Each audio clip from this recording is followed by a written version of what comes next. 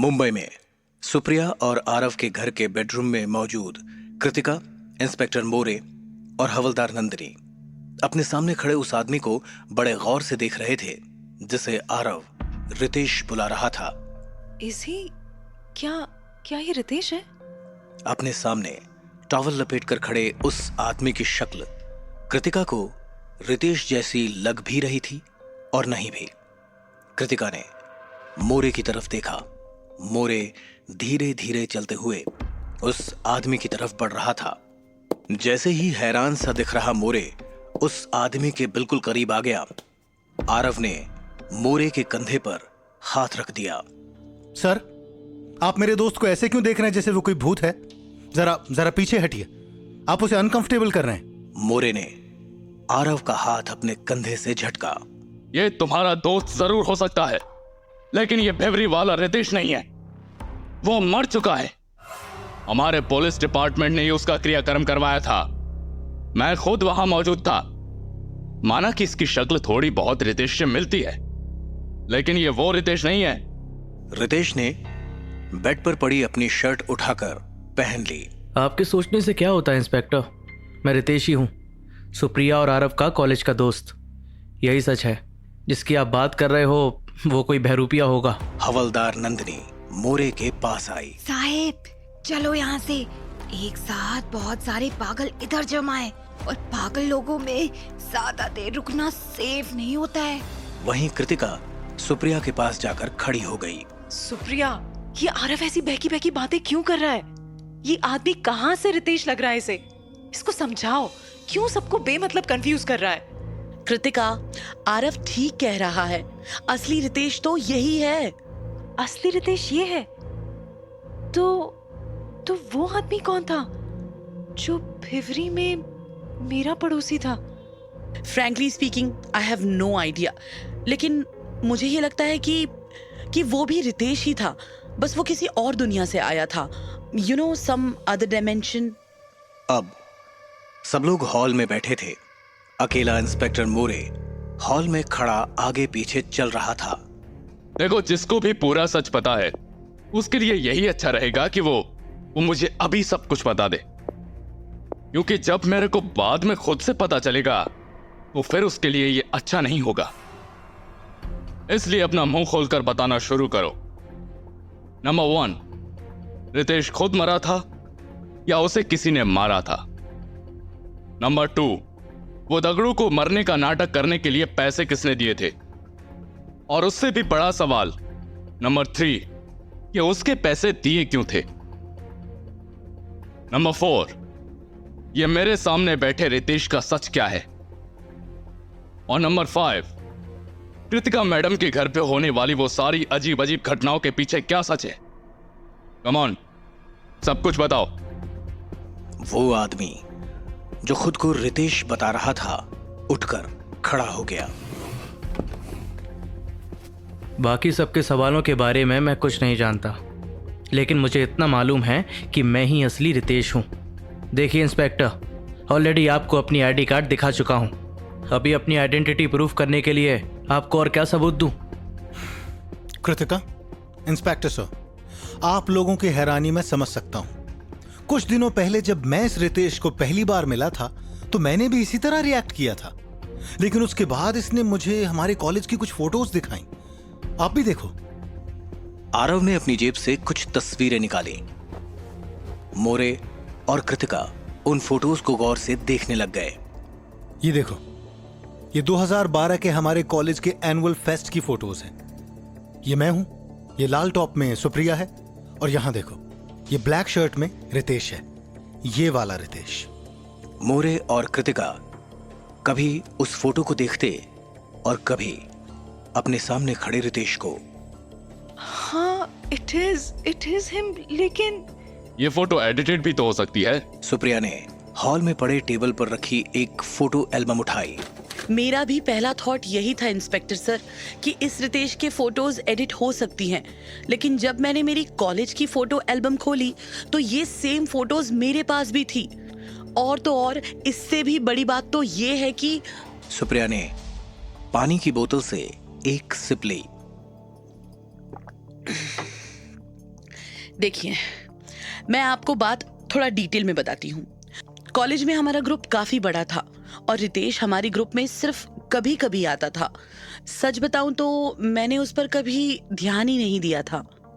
शायद वो बहुत शाय और चुपचाप रहने वाला लड़का था, इसीलिए कुछ टाइम पहले जब पुलिस वालों का मुझे फोन आया कि रितेश ने खुदकुशी कर ली है और उसने सबसे ये कहा था कि मैं उसकी बीवी हूँ, तब भी मुझे याद ही नहीं आ रहा था कि ये रितेश था कौन। दिमाग पर बहुत जोर डालने के बाद मुझे याद आया था कि हमारे ग्रुप में एक रितेश नाम का लड़का था।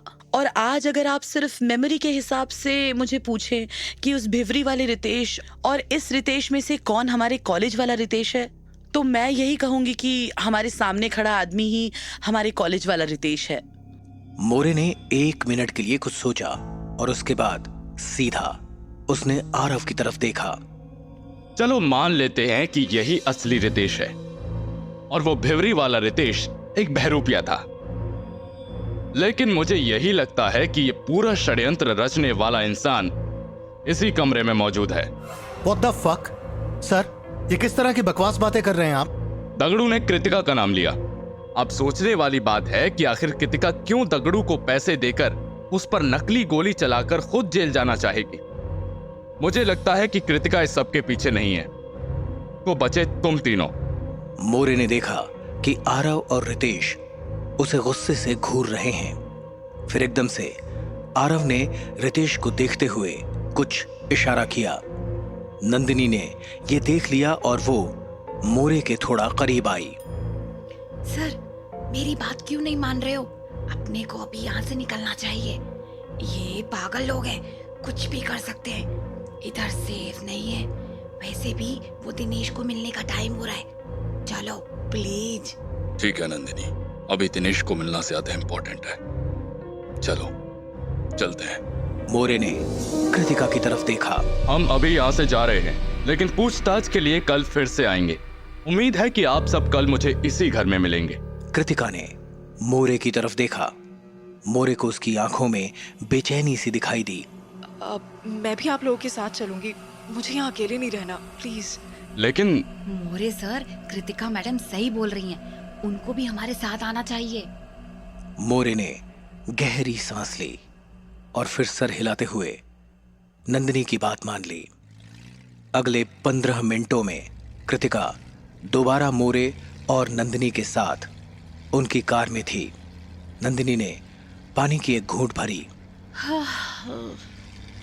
साहेब, अच्छा हुआ अपन वहाँ से निकल आए। मेरा तो दम ही घुट रहा था वहाँ पे। ऐसा लग रहा था किसी पागल खाने में आ गए हैं साहब। आज रात को खंबे का इंतजाम कर दो प्लीज। दिमाग गोल गोल घूम रहा है मेरा तो। पिछली सीट में बैठी कृतिका अपना सर पकड़कर नीचे देख रही थी। आई होप दिनेश को मिलकर कुछ क्लैरिटी मिले। वैसे वो रहता किधर है? बस यहाँ से 8-10 किलोमीटर दूर यारी रोड में किसी दोस्त के साथ रह रहा है। Am I in a nightmare? कहीं ऐसा तो नहीं मैं एक बुरा सपना देख रही हूँ? अगर ये सब आपका सपना है तो इस सवाल का जवाब भी आपको ही पता होगा, क्योंकि इस हिसाब से हम लोग तो आपके दिमाग की पैदाइश हुए। हमको सच और झूठ के बारे में क्या पता। इंस्पेक्टर सर, आपको मजाक सूझ रहा है? हाँ, यहाँ मेरा दिमाग खराब हो रहा है और आपको जोक्स मारने का मूड हो रहा है। कृतिका मैडम, थोड़ा रिस्पेक्ट से बात करने का हिसाब से। क्या ये अचानक गुस्सा में क्यों आ गए आप? ओ लेडी कांस्टेबल, तू तो अपना मुंह बंद रख। कुछ काम की है नहीं, बस पूरा दिन अपने बॉस पर लाइन मारती रहती है। तू तो मुझे तमीज मत सिखा। नंदिनी ने हैरानी से मोरे की तरफ देखा। मोरे ने नंदिनी को शांत रहने का इशारा किया। कृतिका मैडम, आप गुस्सा मत हो, शायद गलती मेरी ही है। I am sorry. मोरे का ध्यान पीछे बैठी कृतिका के साथ बात करने में लगा था। ध्यान न होने की वजह से उसकी कार आगे चल रही कार में टकरा गई। Oh shit! सामने वाली कार में से 60-70 साल का एक बूढ़ा आदमी बाहर निकला। कैसी गाड़ी चलाते हो? देखो मेरे गाड़ी का बम्पर तोड़ दिया। अभी मेरा बेटा मुझे कितना डांटेगा, आपको दिखाई नहीं देता क्या? नंदिनी का पारा एकदम से सर चढ़ गया और वो कार से बाहर आ गई। ओ अंकल, साहब कुछ बोल नहीं रहे तो क्या साहब के सर पर चढ़ोगे? गलती आपकी है, गाड़ी आप 20 की स्पीड पर चला रहे हो और आपको मालूम है आप किससे बात कर रहे हो? वो एक पुलिस इंस्पेक्टर हैं, इंस्पेक्टर। अभी चुपचाप जाकर अपनी कार में बैठ जाओ। इच्छा आयला जिसको देखो साहब पे चढ़ रहा है। अब तक लोगों की एक भीड़ उसके आसपास जमा होने लग गई थी। एक जवान लड़का भीड़ में से आगे आया। ओ मैडम, ये इंस्पेक्टर हुआ तो क्या हुआ? लोगों को रास्ते पे मार डालेगा क्या? कानून सबके लिए सेम है। बेचारे बूढ़े आदमी की कार में कितना बड़ा डेंट पड़ गया है। हाँ हाँ, और नहीं तो क्या। ये रे, इनका वीडियो बता रहे।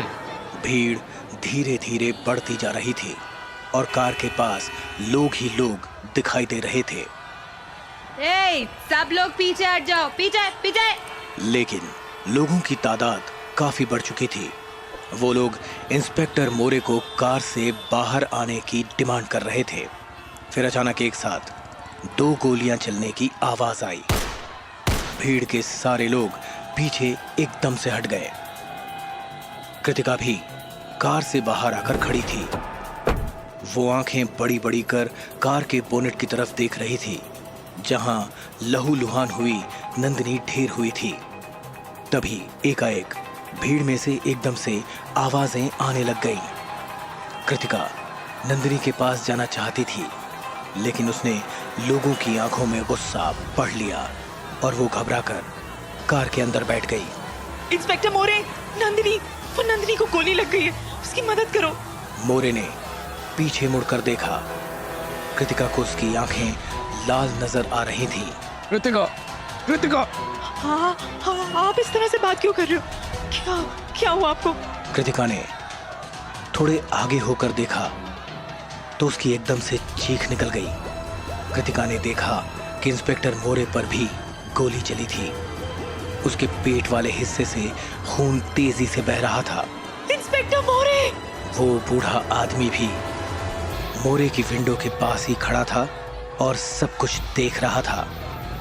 लोगों में अफरा तफरी का माहौल था। मोरे अब भी कृतिका से कुछ कहने की कोशिश कर रहा था। कृतिका, अपने घर जाकर रहो। इतना कहकर मोरे चुप हो गया। बूढ़े आदमी ने एकदम से भीड़ की तरफ मुड़कर देखा। ये अंदर बैठी औरत ने दोनों को मार डाला। गोली इसने चलाई है। कोई एम्बुलेंस बुलाओ, कॉल दी एम्बुलेंस। तभी एकाएक कृतिका का ध्यान अपने हाथ पर गया। उसने देखा कि मोरे की रिवॉल्वर उसके हाथ में थी। भीड़ के लोग घबराकर थोड़ा और पीछे हो गए। तभी एक पुलिस वाला वहां पहुंचा। उसने कृतिका पर निशाना ताना। अपना वेपन नीचे गिरा दो और अपने हाथ अपने सर पर रख लो। लेकिन कृतिका को तो जैसे कुछ सुनाई ही नहीं दे रहा था। वो बस अपने सामने की ओर एकटक देखे जा रही थी। मैडम, आई रिपीट, हथियार गिरा दो और हाथ सर पर रखो अभी, नहीं तो मेरे को गोली चलानी पड़ जाएगी। कृतिका पर उस पुलिस वाले की बातों का जैसे कोई असर नहीं हो रहा था। वो अब भी अपने सामने नजर टिकाए देखे जा रही थी। तभी एकदम से बारिश शुरू हो गई। मैडम, मैं 3 तक गिनूंगा। 1। कृतिका ने रिवॉल्वर ऊपर उठाई। सारे लोग पीछे हट गए। वहीं पुलिस वाले ने भी एक कार के पीछे जाकर कवर ले लिया। 2। मैडम, मैं मजाक नहीं कर रहा है, मेरे को शूट करना पड़ेगा मैडम। अब कृतिका ने रिवॉल्वर से अपने सामने की ओर निशाना ताना। फिर अगले ही पल उसने रिवॉल्वर अपने माथे से लगा दिया। नो मैडम, मेरी बात सुनिए, आप थोड़ा सोचिए, आप खुद को मत मारिए। लेकिन कृतिका तो रिवॉल्वर से गोली चला चुकी थी। आसपास सन्नाटा छा चुका था और फिर एकदम से कृतिका सड़क पर ढेर हो गई।